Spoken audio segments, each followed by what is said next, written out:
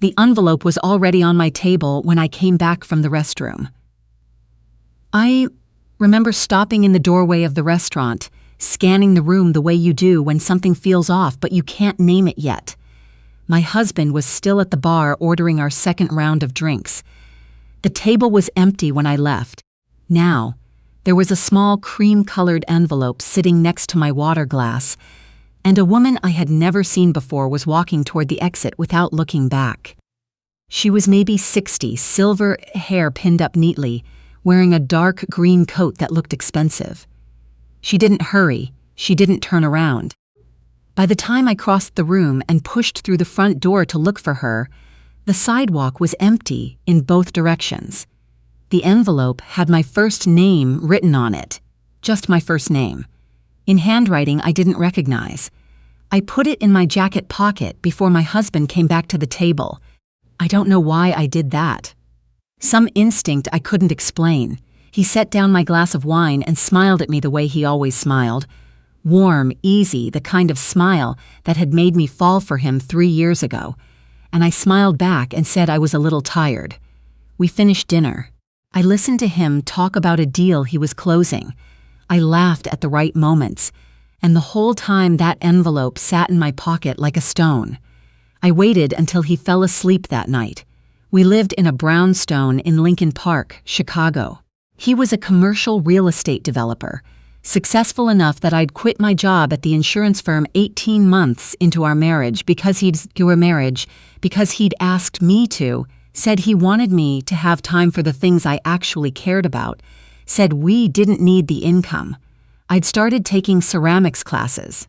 I'd organized our home until it looked like something from a catalog. I had become, without fully noticing, a woman whose entire life was contained inside someone else's. I sat at the kitchen island at 1 a.m. and opened the envelope. Inside was a single index card, handwritten. 4 sentences. Your husband is not who you think he is. The Alderton deal is built on stolen money. 3 people have already been hurt. You are about to become the 4th. And then a phone number. I read it 4 times. Then I turned it over, as if there might be more on the back. There wasn't. My first feeling was not fear. It was embarrassment. The kind of embarrassment you feel when you realize someone might be laughing at you. I thought, this is a scam. This is some kind of manipulation. My husband had competitors, people who'd lost bids to him, people who resented how well he'd done. This was someone trying to rattle me, get inside our marriage, cause damage. I put the card in the drawer under the dish towels and went to bed. I lay awake until 4 a.m. The Alderton deal. I'd heard him mention it. A mixed-use development on the north side, something about converting a former warehouse into residential units, some kind of partnership with outside investors. He'd talked about it the way he talked about all his deals. Confidently, vaguely, the details always slightly out of reach. I'd never thought to push. That was the thing about our marriage. I'd never thought to push. In the morning, he left early. I made coffee and sat with the index card on the counter in front of me. I called the number. It rang twice. A man answered. He said his name was Tio. He said he knew I probably thought he was crazy. He said Tev had been a site supervisor on 2 of my husband's previous projects, that he'd watched things happen that he couldn't report through normal channels, because the people who should have been listening were already involved. He said the woman who'd delivered the envelope, his mother, had volunteered because she said I looked like a person who would actually do something, and he'd been watching that restaurant for a week, waiting for a chance. I said, why not go to the police? He said, I did. 8 months ago, nothing happened. He told me to meet him. I almost said no. I said yes. We met at a coffee shop on the west side, nowhere near my neighborhood. He was younger than I'd imagined, maybe early 40s, a careful, quiet man with the kind of stillness that comes from having been very frightened for a long time. He had a folder with him. He slid it across the table without speaking. I opened it. The first document was a wire transfer record. A company name I didn't recognize had sent $2.3 million to one of my husband's LLCs in 3 installments over 14 months. The company name was Larvik Holdings. The address listed for Larvik Holdings was a mailbox in Delaware. There was no website, no registered officers, nothing.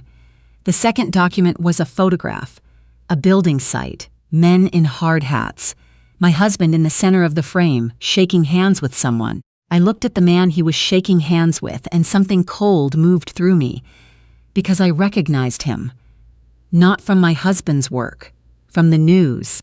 A real estate attorney who'd been indicted for fraud 2 years ago, and whose case had been quietly dropped for reasons the Tribune had found suspicious enough to write about twice. The third document was a death certificate, a man named Luis, 44 years old. He'd worked for my husband. He'd died in what was classified, Dad, as a workplace accident on a job site 11 months ago. Fell from scaffolding. Report said he wasn't wearing proper safety equipment. Tio told me Luis had been asking questions about the Alderton financing. Tio told me Luis had told him the week before he died that he'd found something and he was going to take it to a lawyer. I put the folder down. "What do you want me to do?" I said. Tio said he didn't want anything from me. He said he'd tried everything he could reach from the outside, and none of it had worked. He said my husband was about to close the Alderton deal, and that, when the money moved, whatever trail existed would disappear. He said I had access to things he didn't: our home, our accounts, my husband's trust. He said he was sorry to put it on me, and he meant it. He looked like a man who was genuinely sorry. I drove home with the folder under the passenger seat. My husband came home that night with flowers. Pink peonies, my favorite. He kissed my cheek in the kitchen and said he'd made a reservation for Saturday, that restaurant on the river I'd been wanting to try. I stood at the counter and watched him pour himself a scotch, and I thought about Luis. 44 years old, a workplace accident, safety equipment. I started paying attention in a way I never had before. I began with the obvious places. His home office. He kept it locked, but I'd known where the spare key was for 2 years. A small hook inside the coat closet, up high, the kind of place you put something when you don't think the person you live with is looking. I waited for a morning when he had back-to-back calls and wouldn't leave his desk, and I unlocked the door, and I took photos of everything I could find. Most of it was the ordinary debris of a business: contracts, lease agreements, invoices. But in the bottom drawer of his filing cabinet, behind a hanging folder labeled insurance, was a separate envelope. Inside it were printed email exchanges. Not business email. A private account I'd never seen, a Gmail address that was just a string of numbers. The exchanges were with someone identified only as D. They went back 19 months. I stood in that office and I read every page. D was an investor, not a legitimate one. The emails didn't spell it out in plain language. There was a practiced vagueness to them, everything slightly sideways. But the shape of what they were describing was clear enough once you knew what you were looking at. Money coming in from sources that couldn't be named. My husband's projects as the vehicle. The Alderton deal as the endgame, the one that was supposed to make everyone whole and then some. One email from my husband said, "The W situation is handled. No more complications from that direction." I didn't know what W meant. I photographed everything anyway. I called Tio from a park 3 blocks from our house. He listened. When I finished, he was quiet for a moment, and then he said, "W might be a woman named Willa Castine. She was a city permits officer. She died in a car accident 7 months ago. Single car, no other vehicle, straight road, dry night. The Tribune covered it for 1 day." I sat on a park bench, and I breathed very carefully, and I thought about the fact that I had been sleeping in the same bed as this man for 3 years. I thought about the ceramics classes. I thought about the catalog-ready home. I thought about how thoroughly I had made myself small enough to fit inside a life that I had never actually seen. I thought about what Teo had said. "You are about to become the 4th." That night I made did eatener. Pasta, a recipe his mother had taught me. I opened a bottle of wine. We sat at the dining room table under the pendant light, and I asked him about his day, and he told me, easy and warm and fluent the way he always was, and I listened, and I smiled, and I understood for the first time what it feels like to be a person with a secret. It feels like wearing a coat no one else can see. It is surprisingly warm. I had a friend from the insurance firm. We'd stayed in touch. One of those friendships that survives the distance of different life paths. Her husband was a federal prosecutor. I didn't reach out directly. I sent her a message that said I needed to talk about something personal and asked if she had time for coffee. We met 2 days later. I didn't ask her to pass anything on. I just told her what I'd found, laid it out the way I'd laid it out to Teo, and let her decide what to do with it. She listened without interrupting. When I finished, she asked if I still had the photographs. I said yes. She asked if I would be willing to speak to someone. I said yes. Then she put her hand over mine on the table and said, "Are you safe right now?" I thought about it honestly. "I don't know," I said. The next 3 weeks were the most disorienting of my life. Federal investigators are not what you imagine from television. The two who came to meet me were a woman about my age named something I was asked not to repeat, and a man who was quiet and took very thorough notes. I was having coffee at the counter. They sat in a conference room at a law office, not a government building. They were careful about that and asked me questions for 2 hours. They didn't tell me much. They said they were aware of the situation. They said my information was useful. They said I should behave normally at home and that they would be in contact. I went home and made dinner. I did that for 3 more weeks. I went to ceramics class. I made dinner. I laughed at the right moments. I wore the coat no one could see. The thing that almost broke me wasn't fear. It was grief. Because I had loved him. That was the true thing underneath everything else, the thing I had to keep pressing down in order to function.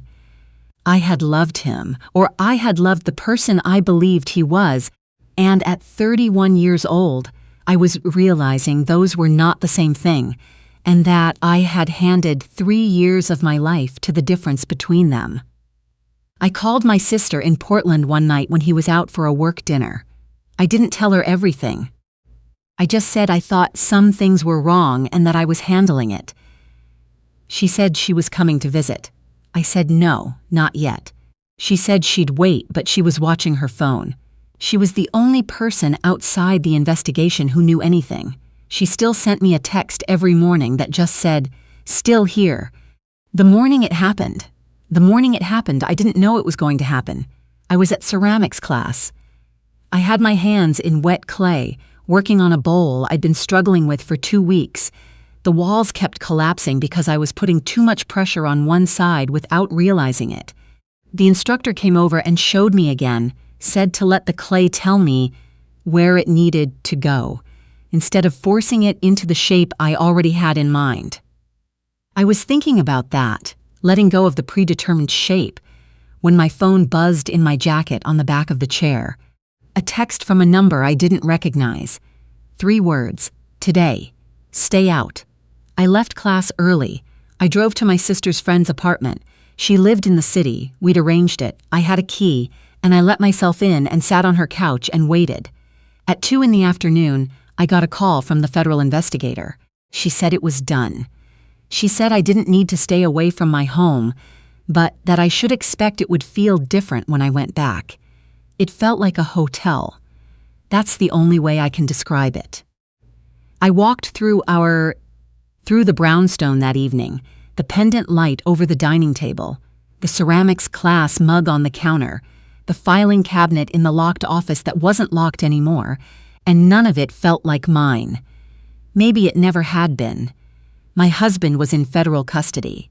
A man named Dixon Carell, a name that had never appeared in anything I'd read, a man who operated through 12 different entities across 5 states, was arrested the same morning at an airport in Miami. He had a ticket to Lisbon. He'd had a ticket to Lisbon for 6 weeks, apparently, the investigators said, just in case. The Alderton deal was frozen. The Larvik Holdings money was traced to its source, which took several more months, and I was not privy to all of it. What I learned, eventually, through the proceedings, the money had passed through 4 different companies before it reached my husband. It was not counterfeit. It was real money, but it was dirty money. And my husband had known that, had structured the deals specifically to accept it, had taken a percentage on every movement. Luis's death was reopened. I don't know what the outcome of that investigation was. I hope they found what was there to find. I hope his family was told the truth. I asked Tio about it once, months later, and he said he thought there had been a settlement, but he couldn't be sure. He said Luis's daughter was in college and doing well. I told him I was glad. Tio's mother sent me a card. No return address, just a postmark from somewhere in the Pacific Northwest. Inside was a single line in the same careful handwriting as the index card she'd left on my table. I thought you looked like someone who would do something. I was right. I kept the card. I keep it in the drawer where I used to keep the index card, before the investigators took it as evidence. The drawer is in my apartment now, not the brownstone. I was having coffee at the counter.